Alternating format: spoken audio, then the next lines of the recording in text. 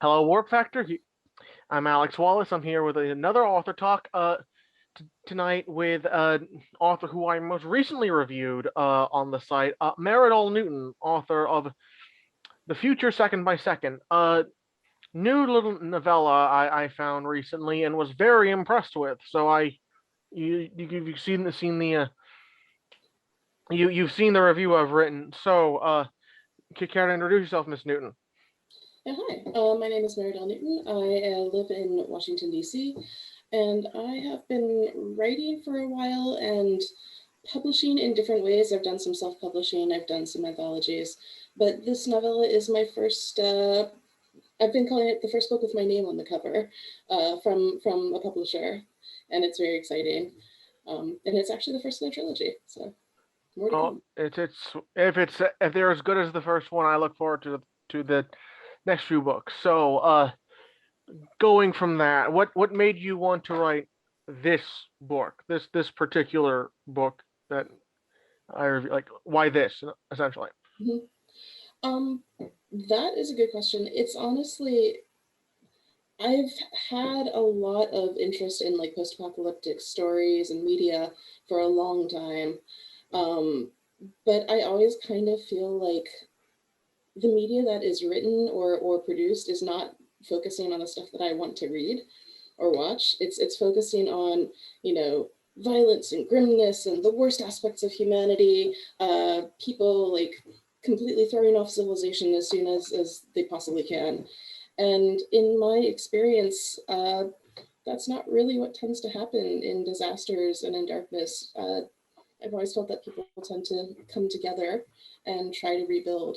And I wanted to tell that story. Oh, yeah, so yeah, I can absolutely see what you mean. It's very much in opposition to the like stereotypical post-apocalyptic novel or whatever, Mhm. where it is very particular American right wing view of humanity. Really, it's the survivalist dream essentially, and your this book is very much not that. I mean, as I wrote in my review, it reminded me of three authors: Ursula Le Guin, Robert Silverberg, and Andreas Eschbach. I don't know how well known the last guy is. So were there any particular inspirations for this book, literary or otherwise? Yeah, definitely. I mentioned in the virtual launch we did a while ago that the biggest literary inspiration that I could think of when I was writing this, that the one that I kept coming back to, is actually called The Green Book. It's a kid's book, honestly. We read it in like elementary school, but it's this sweet little science fiction story of a group of colonists going to an unknown planet and setting up a new colony. And it very much focuses on like, where are we going to get our food from? How are we going to run the government here? How are things going to be set up? And I read it when I want to say like fifth grade, and it honestly struck me as such an interesting take on space colonization. And I mean, I'm a huge fan of like Star Trek and Star Wars and Yeah. you know, all various other kinds of space exploration stories, but that was the only one that I had encountered at that point and for a long while afterwards that really focused on like, how do we actually run a colony? Yeah, and you raise a very interesting point there in that a lot of science fiction assumes that there is that you're already there when when the universe is different. That the new thing that you're basing your story around is it Established. it's already there. You're usually not building it. It's there. You're not seeing it happen. And so I can name a couple authors, as of now, you included, that really put the emphasis on the how, because I mean it's about making utopia possible, because a utopia is a non-place. We're trying to make this a place. Mhm. That's inelegant. It probably sounds better in ancient Greek. Uh, so yes, it's absolutely about plausibility, about believability, about verisimilitude. And that is absolutely the uh, absolutely what I see in your book. In this very well worked out conception of what a post-apocalyptic commune essentially, like how that would work, and also how the broader world works, where you have the raiders and the commune and how they interact with each other. And I find it very interesting that you bring up that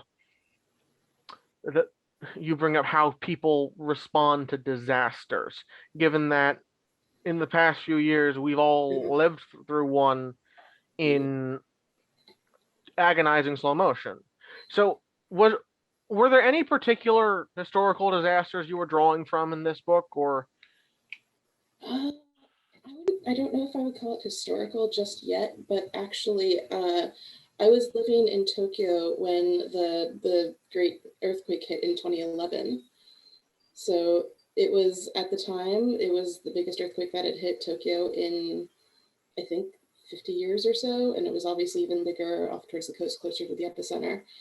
But it was still one of the most disorienting experiences I've ever had. Like the trains all stopped for hours, and people weren't sure if they could go in buildings or not. And I talked to my neighbor for like more in the 4 or 5 days after the earthquake hit than I had in the 4 years that I'd been living there beforehand. And it was scary. It was dark, but it was also a really interesting isn't the right word there. It was a really different experience that I'd never had before. And just seeing the way people pulled together to support each other was really inspiring. I see. I mean, given this is Tokyo, I'm reminded of what people say of how clean the streets are in that city and in Japan more broadly. And I can, I mean, I'm not an expert on anything Japanese, but when you put it that way, I can absolutely see something of that sensibility in the in your book. That very much we are all in this together. That there's a certain degree of common. There's that everyone has a stake in this little society, even if it's only like a farming town after the collapse of civilization. So, which I find very interesting is, and I think is ripe for cultural comparisons, given the sort of post-apocalyptic stuff that is made here. Because on the one hand, we do have the right wing post-apocalypse survivalist fantasy, but on the other hand, uh, we had Ursula Le Guin, we had Kim Stanley Robinson, whose most recent novel, The Minister of the Future, I think counts as a sort of averted apocalyptic novel, and he's from California. You have the Chinese American immigrant Ling Ma's Severance, which I think is much closer to your book, and also the Canadian-born Emily St. John Mandel's Station 11, and also Octavia Butler's Parable Zoology, another Californian. So, I mean, in terms of how Americans do this, it's there are a couple of trends, and I think you're more in the Robinson and Butler trend than the stuff you said you adamantly did not want to write because yeah. Probably also I could be well, the book could be compared to Station 11, although I will say I haven't read it or seen the show that was based off of it, because once I heard that they were doing a sort of a warmer, friendlier apocalypse, I was like, I don't want to be stealing any ideas from that, so I'm going to stay away from it until I'm done writing the trilogy. But people have told me like, oh, this seems similar to what you're doing. Yeah, I mean there's the never ending debate within writer circles, and should you read the things that sound similar to what you're doing, and some say yes, some say no, and I can certainly see the merits of both. And but yeah, I can absolutely see the resemblance to Station 11. I think that the focus is different, or at least what aspects of a similar theme Mm.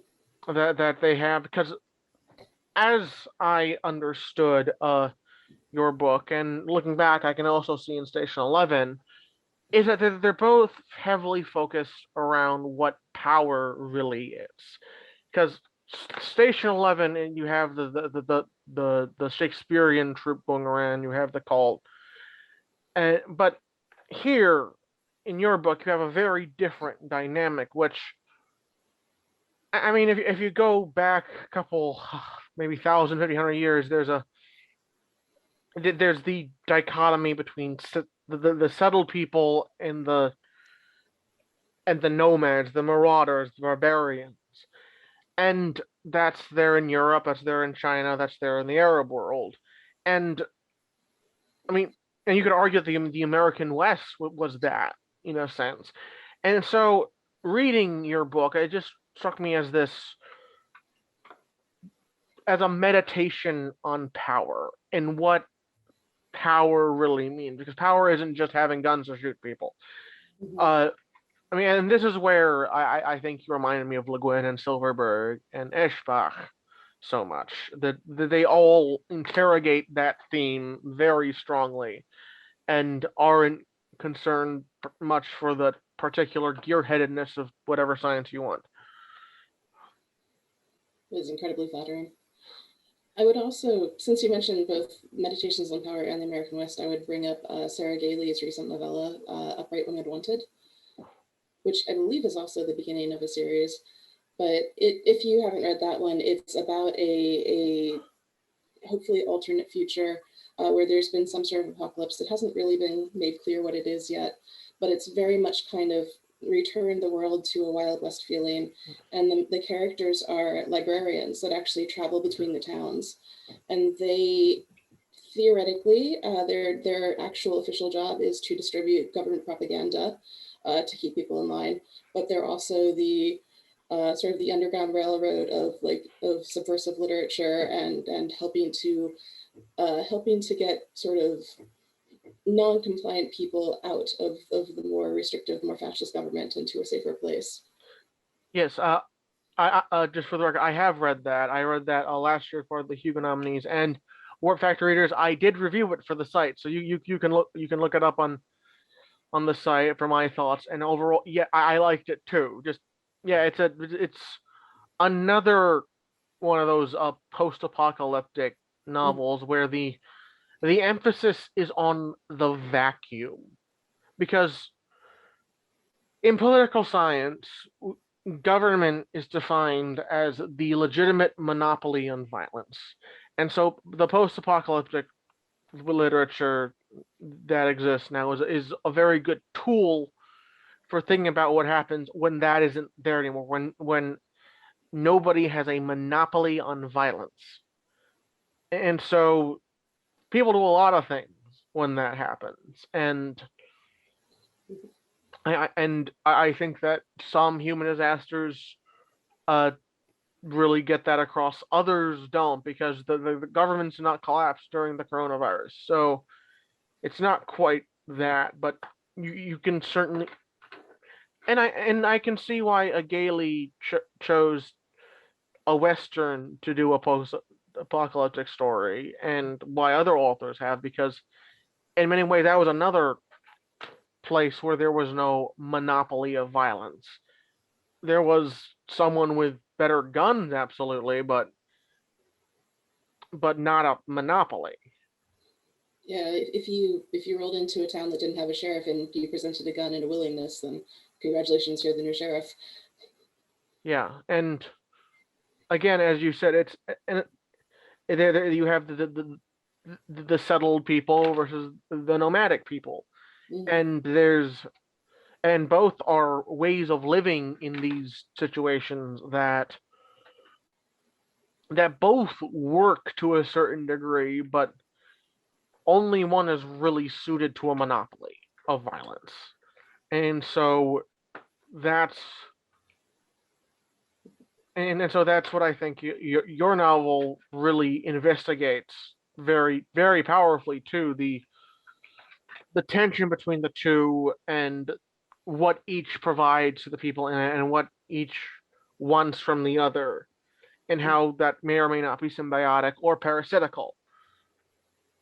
And whether or not what you have right now is really the best possible option, or if when you see a more preferable future presented to you, will you take that, and what will you give up in order to take it? Yeah, absolutely. There's, I mean, I'm not going to spoil it for the viewers, but I see what she means, and you will see what she means. Uh, so, was there anything in particular you were thinking about the nature of power when you were writing this? Is that something you went into this as a conscious theme, or? Uh, Definitely the scene where it's going to be a small spoiler, but only for the first chapter. Um, the scene where they agree to hold an election, and Vasha gets Drake to agree to it, and she is thinking to herself like about what kind of man this is that she's dealing with.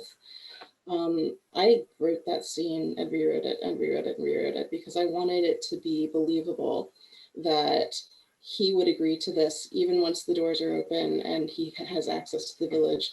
Uh, if there's something more that he wants that isn't a tangible thing, that isn't, food or women or buildings or safety, if there's something more that he could get and gain by agreeing to do this thing that on its surface seems kind of silly in from the perspective of his men.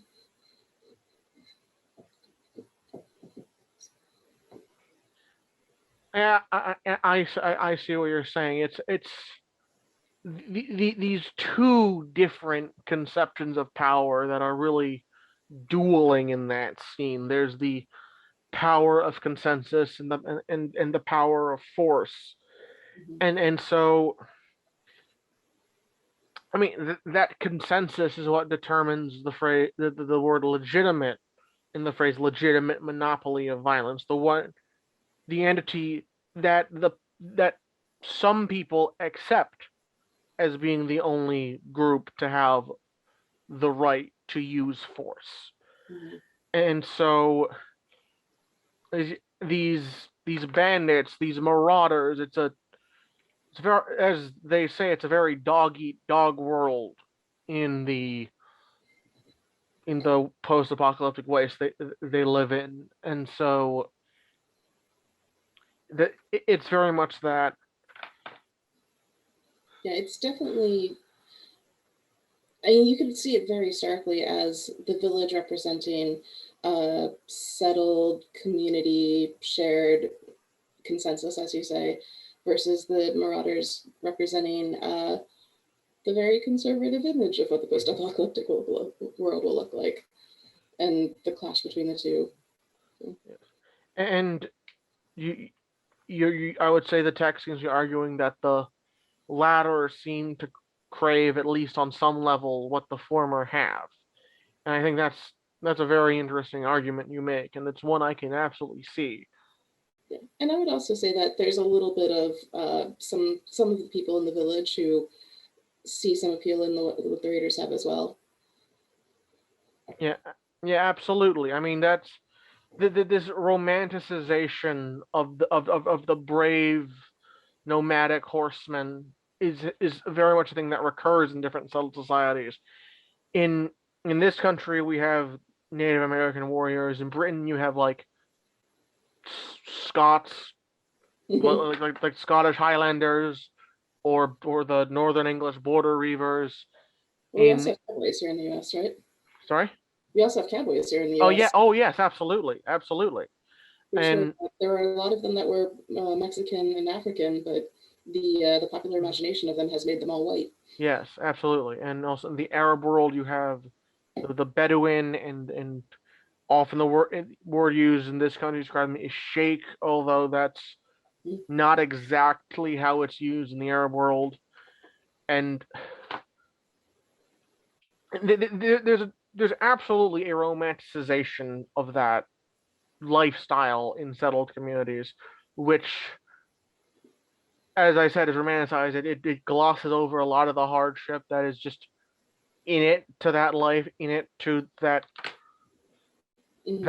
that void where a government could be, and it's very dog eat dog. It's very tense just by its nature, and you can see in your book the marauders kind of chafing under all that, and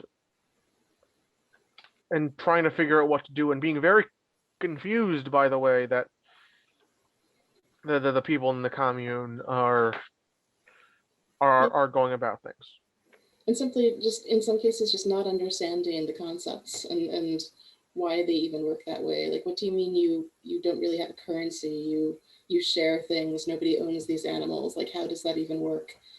Um, when it's not strictly necessary for them to have a currency. There's actually that would be a major spoiler, but there is a usage of coins in the book that I used very deliberately as non-currency, if that makes sense. Yes, that sort of repulsed the whole idea that this is something inherent to being human. This Mhm. ruthless, would you put it? Nickel and diming, which is of every interaction, and and a lot of people today think in those terms, and a lot of people are pushing back because Kim Stanley Robinson goes in. He does this a lot. So does Le Guin. So does Butler to some degree. There's and I've read a number of lefty economists who are trying to figure out how post-currency societies would work. I know it's there in Star Trek, at least in the background, and so I mean I'm just reminded of what Mark Fisher said. It's easier to imagine the end of the world than it is to imagine the end of capitalism. Yeah. Actually, it's funny you mentioned Star Trek because as soon as you bring up currency in Star Trek, the first thing I think of is the Ferengis, who are, at least once they start getting developed in like Deep Space Nine, suddenly they're basically parodies of capitalists. Like, they're the only ones in the galaxy that are concerned with money or latinum, as the case may be. Yes. And their stories start off. I mean, a lot of Star Trek fans really dislike the Ferengi stories, but I've always really enjoyed them, and especially as the arc goes on, and you see how they're telling the story about Ferengi society changing over time, and like the roles of women changing, and the prominence of the rules of acquisition becoming less important almost, which Yeah, I've always found really interesting because while otherwise a lot of the utopianism of Star Trek is in the background, the writers and showrunners chose to bring that aspect into the foreground on several occasions. yeah. They're deliberately contrasting the utopian future with something much more recognizable to many viewers, the two of us included. Although I'll admit, I've never actually watched it. I've just overheard it from various Trekkie friends. But yeah, there's that. It's like a Le Guin's The Dispossessed almost, where you have the anarchist moon and the capitalist planet, and you have Shevek from the anarchist moon going down the capitalist planet and being more than a little appalled at what he sees, and it makes what Le Guin is critiquing all the starker to have the opposition right there, one orbiting the other, as Mhm. the case may be. And so, in a sense, I think you're doing that here, if not in the exact same way. There's a very strong contrasting systems.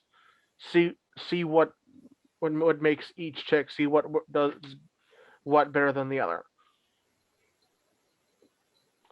Yeah, I I had not thought of it in quite such deliberate terms, but it does make sense when you put it that way.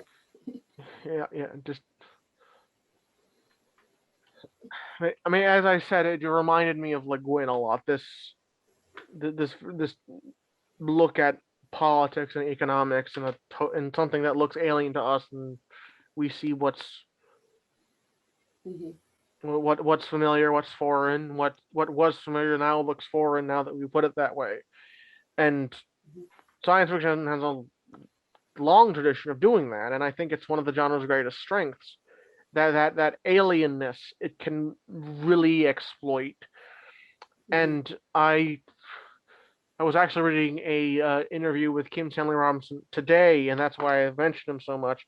That where he's be talking about something Gregory Benford said about how uh, science fiction has a leg up over other forms of literature and talking about this stuff because we are living in a world where it's clear things are changing and things are changing quickly and the rate of change is accelerating. I mean, my grandmother grew up in the Philippines and the only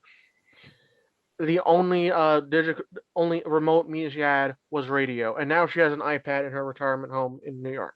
So so within a lifetime, you're looking at that level of change. And also, as Ted Chiang said, that science fiction is a literature of the Industrial Revolution, that it assumes that the world 10, 20, 30 years from now will be noticeably different from the world where you are now. And that's likewise one of Grace's strengths. And sorry, that was a tangent.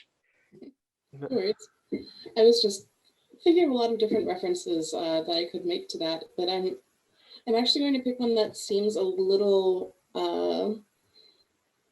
almost a little bit silly, but hear me out. There's the question of fashion and how fashion has changed, and in the previous eras, you would have fashions that would last for decades. You know, you'd have like the bustle that was around for ages, or like a particular way to wear the corset that was around for years at a time. Um, and but nowadays, if you think back to the fashions of like the 2010s and then the 2000s and then the 1990s, there's not too much difference. Like some cuts and some styles are a little different, right? Like we wear high-waisted jeans rather than low-waisted jeans like we did in the 90s now. But in some ways, like I would almost argue that popular culture is kind of slowing down. And while like tech is speeding up and changes to technology are definitely happening faster than they ever have before, in some ways, like the music that we listen to now is very similar to music that you would listen to in the 90s if you compare them to the new music that was popular in like the 50s or the 60s. Like the last 30 years of popular culture seem oddly stagnant in a way. Yeah, I think it's very interesting that you bring up this sense of stagnation in the world of fashion and in of culture, and there are a number of lefty thinkers who comment on that, on that it's a product of a couple different things. Of growing income inequality means less people actually have the ability to create new culture or to access old culture, which will inspire new culture, which means is just. I mean, and I saw one YouTube critic put it: you have the most recent Star Wars movie being inspired only by the last Star Wars movie, and not like by the war movies and the western and the samurai movies that George Lucas was inspired by when he made the original. And so I think more broadly, you're just that's a very interesting thing to bring up, especially in the light of a apocalyptic story, Mhm. because I mean our economy currently assumes a degree of infinite growth, and just mathematically that isn't possible, and something's going to happen at some point. Nobody knows what.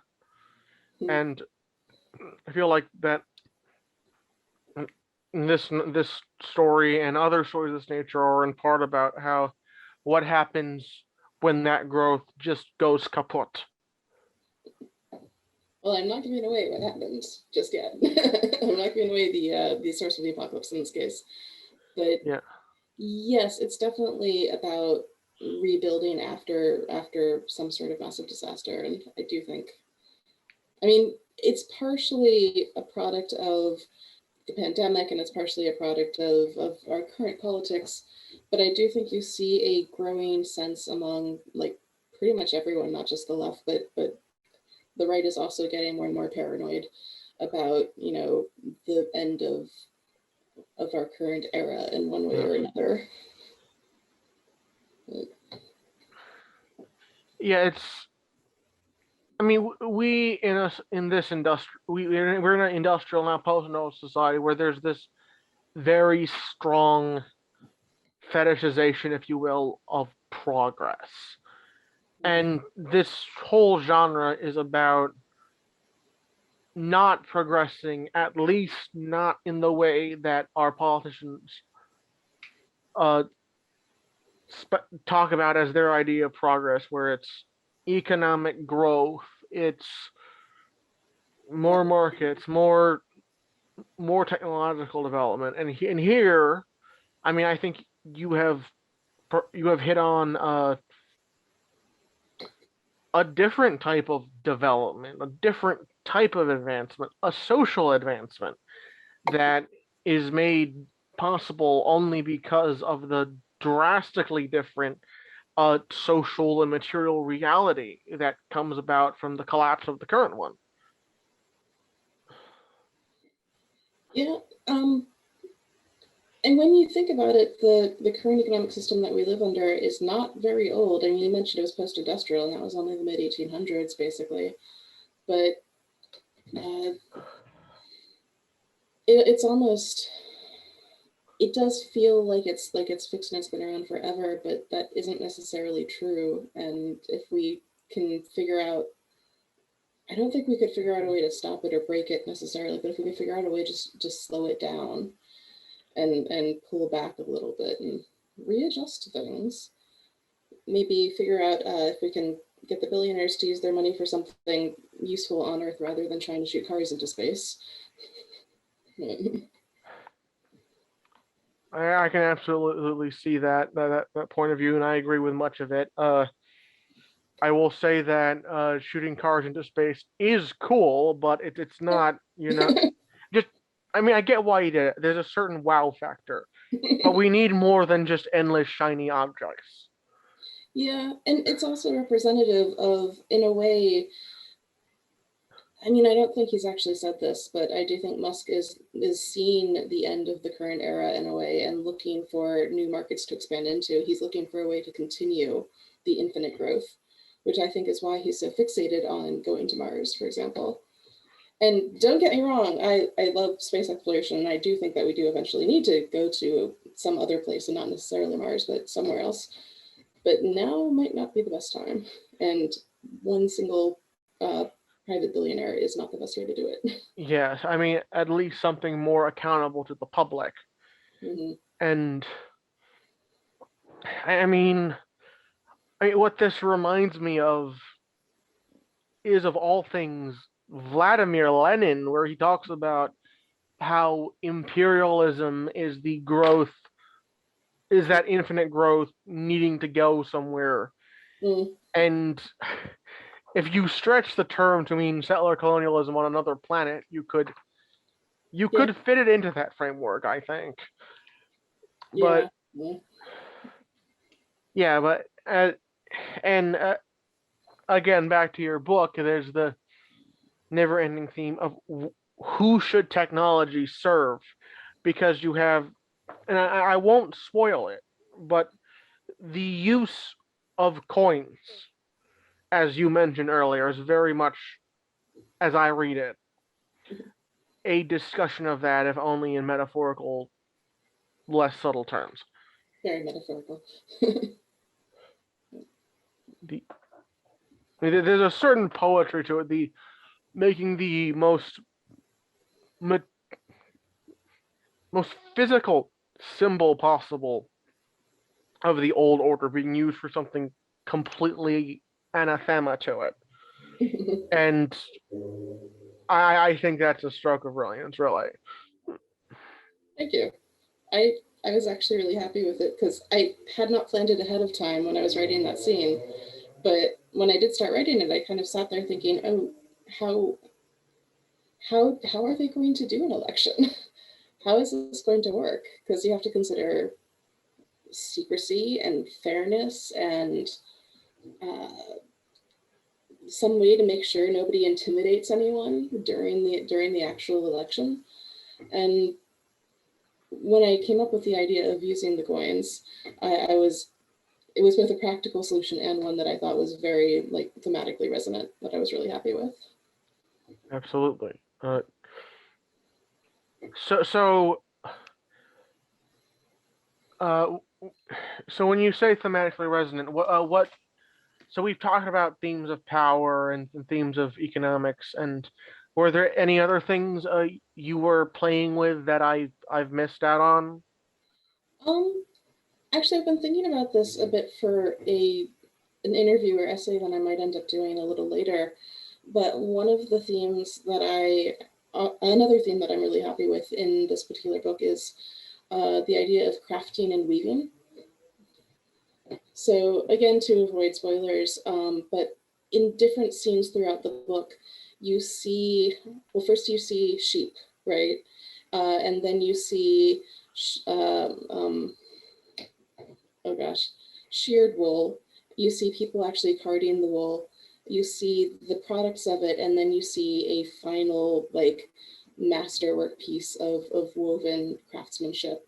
And so sprinkled throughout the book, you see sort of human industry and the products of humans interacting with their environment, taken from the very beginning and the very basics to the final piece and the final like created piece.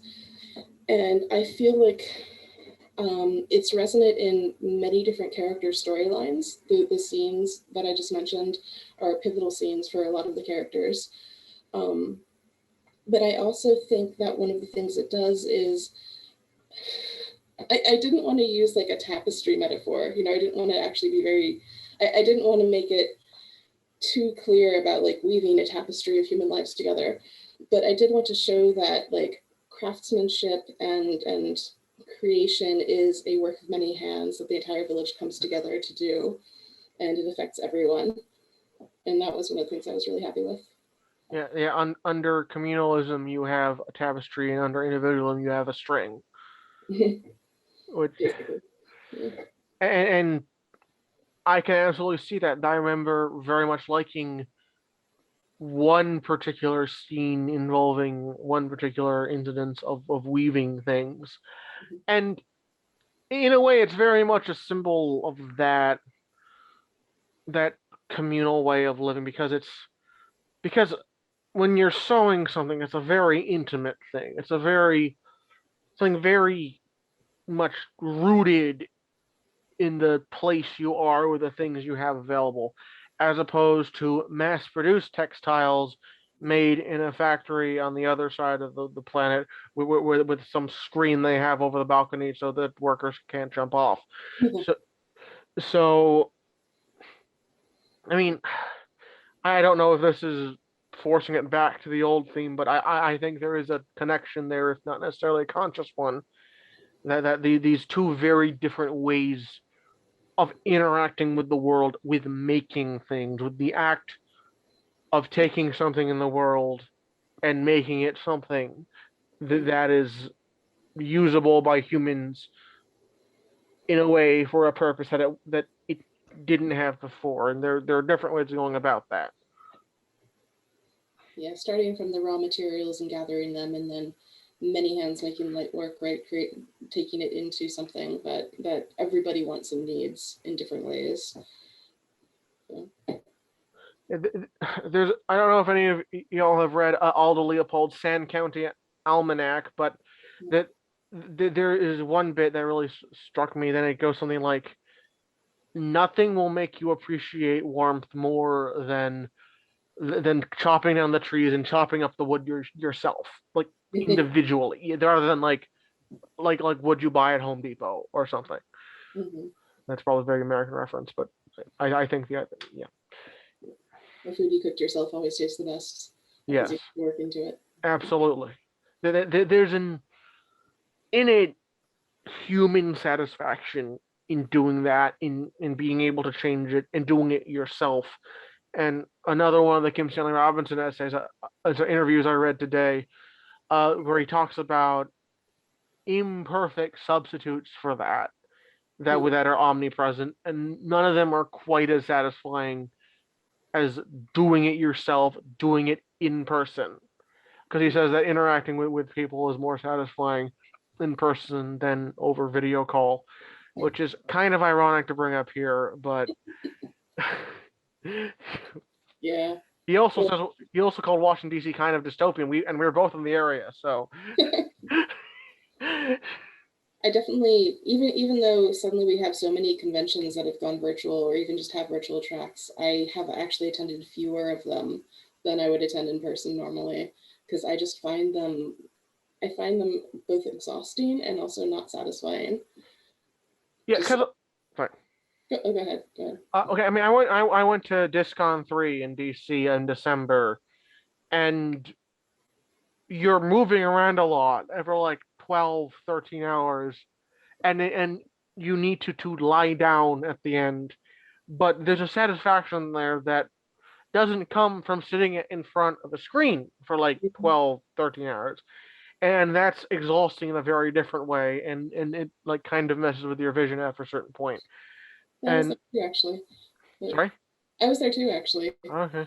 But one thing I really enjoyed about it was that we had a room in the hotel. So whenever I was, suddenly exhausted, I was like, I'm going to go up to my room, and Yeah. this panel that I wanted to go to, I can watch virtually now, or I could take a nap. Yeah. But, I commuted from Virginia, so I I I I just needed to save the money. So yeah. uh and yeah, there's a certain physicalness that I think your book and the genre more broadly very much emphasize, because in an industrial and a post-industrial society, human beings, like the majority of human beings, are being moved away from the raw stuff that makes civilization work. That's Not true. all of them, because there are still farmers, there are still miners, there's still lumbermen, etc. But the population growth has been in the cities, which are not there, at least not obviously, because I know in California, like in the middle of Los Angeles, there are like skyscrapers that are really oil derricks that they've camouflaged. So it's Yeah. never 100% clear cut, but I think yeah. Yeah.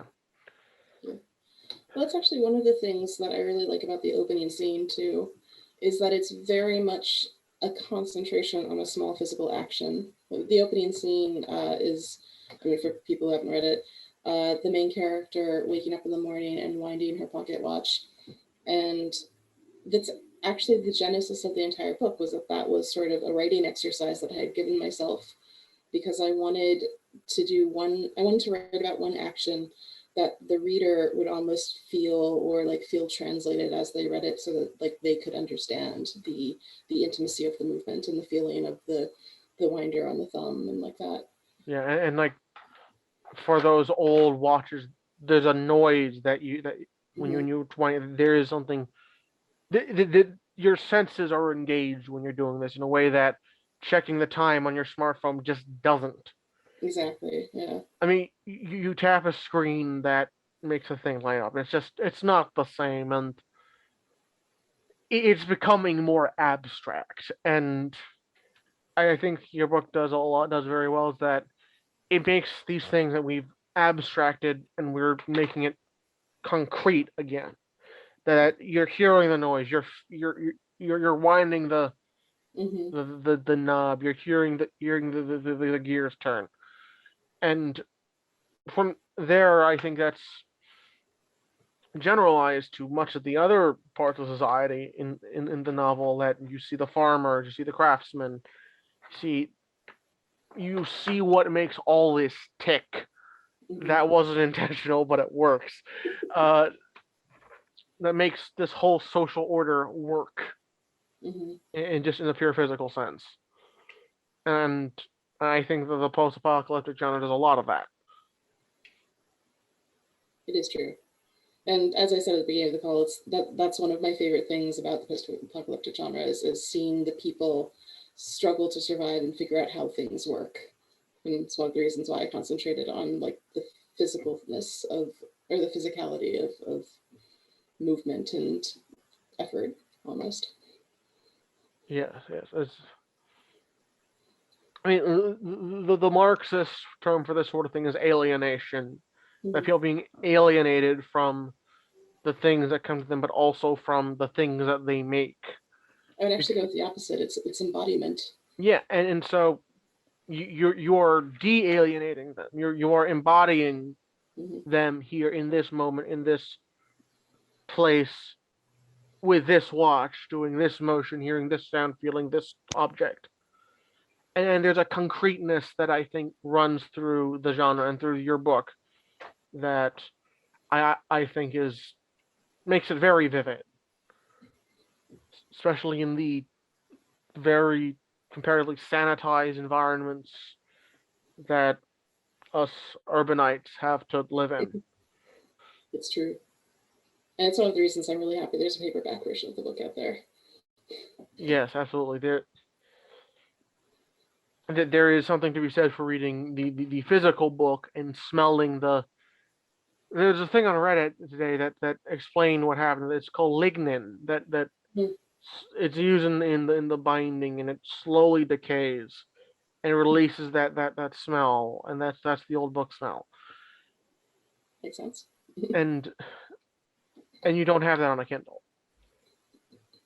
I mean, the book isn't there, and technically you don't even own it. Amazon owns it. You're just renting it. Yeah. You also Yeah. don't have it on a book that's only a week old, but eventually. Yeah. Eventually, give it like 50 years, and then there will be younger people going like, "There's lignin in this," and it would be very thematically dense, and we will be both very old, but it would be probably satisfying in a certain. I'm not sure if ironic is the term, but thematically appropriate way. Agreed. If society hasn't collapsed by then. It looks more and more possible by the day, and that's scary, especially given where we live. Yeah. We're at the center of the network, and we're afraid when the network goes kaput. And oh, believe me, up until the pandemic hit, I worked in an office that was literally like 2 blocks from the White House. And I had done like the calculations and looked at the map and been like, if there's a bomb dropped here, then do I even try to seek for shelter, or am I just dead? I mean, growing up in the Virginia suburbs, when when I was young, my dad would tell me, if you see a bright light from that direction, and he'd point toward the Pentagon, you don't have to do your homework. I mean, I think there's a certain gallows humor that among people who grew up here that. Yeah. I mean, we knew in the Cold War the Russians were aiming many bombs here, and I'm certain they still are, and so are the Chinese, and I'm certain the Indians and the Pakistanis have some contingency to do that. Realistically, the British and the French too, like they all do, even the Israelis, because that's what you do when you have atomic bombs. You just plan obsessively because in a way, atomic bomb is an act of obsessive planning. It's true. And making sure that you keep track of them all. That's why the fall of the Soviet Union was scary. Fortunately, I don't think any of them were got in the hands of terrorists. Dictators is a different story. Yeah.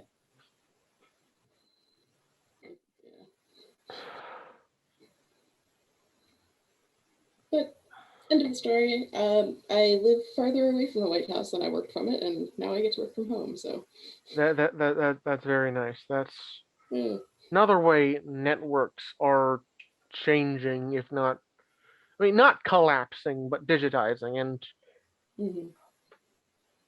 making all this more abstract. And Yeah, very much so. in some way, that's another aspect of the trends we've been seeing already, where you don't wind the pocket watch, you tap the smartphone, and you're not in an office with people. You're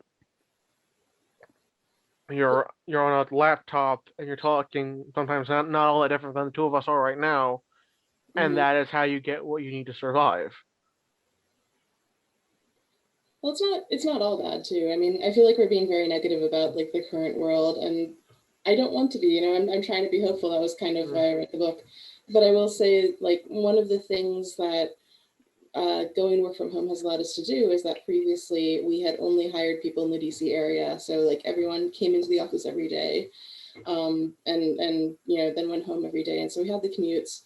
mhm, And now that we've been working from home for about, actually, I think about 2 years, I think we just went directly to work from home you know, as soon as everything kind of hit the fan. yeah. But we've actually been hiring remotely now, so we can hire people across the country and actually in a couple different countries as well. And I mean, it is a very different experience, working with people you've never met in person. And it's sort of like almost the nexus of my work life has become more abstract in a way, because these are people that I used to see every day and now I haven't seen them in 2 years. And now Hmm. there's like new ones that I've never even met at all. Hmm. But I mean, and I think that you bring up something very interesting when you say we shouldn't be too negative about this future. And it reminds me of another thing I read in one of those Kim Stanley Robinson interviews today, in which he says, "You should not ask, are we doomed? Because that only breeds apathy. That breeds the notion that we can't do anything." mm, He says we should ask, are we going to suffer more or less?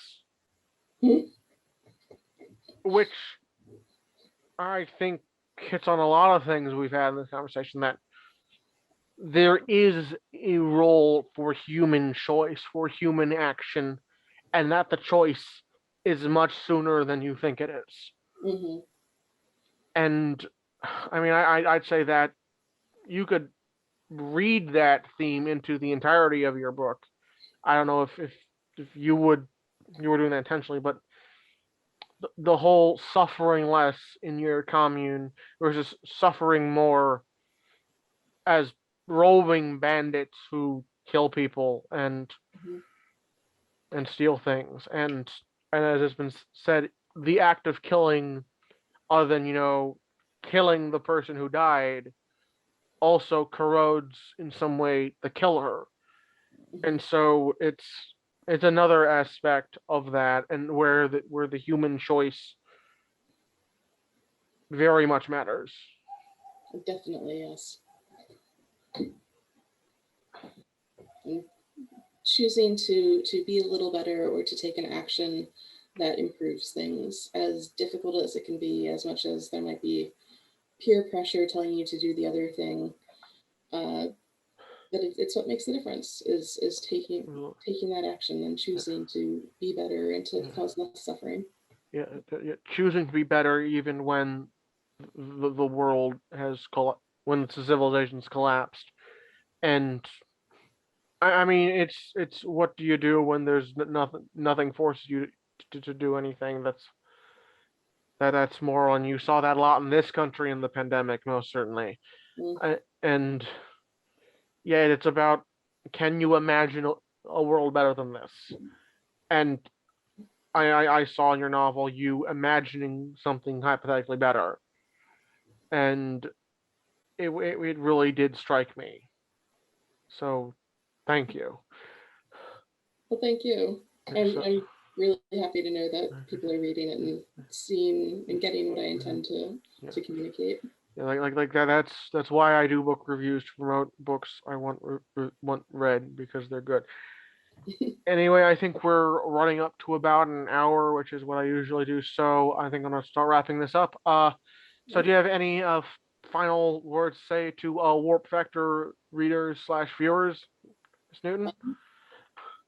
It's great to meet you, and I actually hadn't known about the site beforehand, but I was reading through it a little bit after after you told me about the review and invited me to the interview, and it's really cool. It's a small British recorded outlet, and I'm not surprised you haven't heard of it, but here we are. The internet does do some good things. So, unless there's anything else, thank you very much, Ms. Newton, for being on the show, and thank you, Warp Factor viewers, for keeping this site alive. Good night.